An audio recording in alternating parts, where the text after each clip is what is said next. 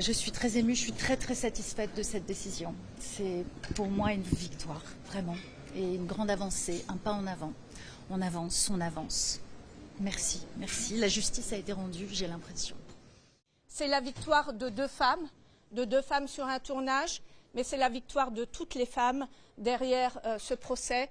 Et je pense, j'ai une pensée également pour les autres victimes de Gérard Depardieu qui sont déclarées, qui sont prescrites, et pour les 4 autres victimes qui sont venues à la barre pour raconter les agressions sexuelles dont elles ont été victimes, Marie, Sarah, Karine, Lucille, qui est également une de mes clientes. Et j'ai vraiment une pensée pour elles aujourd'hui parce qu'elles ont été très courageuses pour venir raconter ces faits d'agression sexuelle.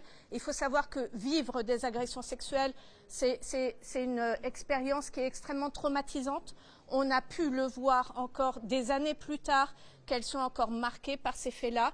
Et aujourd'hui, j'espère que c'est la fin de l'impunité d'un artiste dans le milieu du cinéma. Le tribunal a rendu sa décision dans l'affaire dite des volets verts. Gérard Depardieu a été déclaré coupable. Il va bien évidemment interjeter appel. Mais ce qui est très important et ce qu'il faut retenir de cette décision, c'est que pour la 10e chambre du tribunal correctionnel de Paris, accusation vaut condamnation. À partir du moment où vous êtes mis en cause aujourd'hui dans une affaire dite d'agression sexuelle, vous êtes automatiquement condamné. Et peu importe si vous avez et si on relève de multiples contradictions, des mensonges, voire des incohérences et des incompatibilités physiques.